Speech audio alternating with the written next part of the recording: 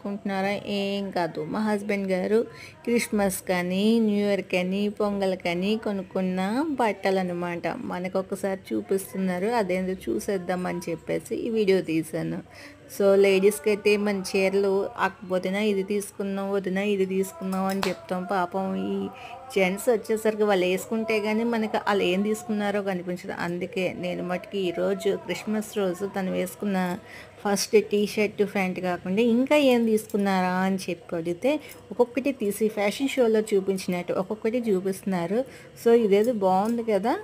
So, మన మగవాళ్ళు కూడా వాళ్ళకి మంచి టేస్టులు ఉంటాయి, మంచి డ్రెస్సులు ఉంటాయి. బయటికి కనిపించరు, వేసుకున్నప్పుడే కనిపిస్తాయి. సో, అలాంటివి మనం ఎంకరేజ్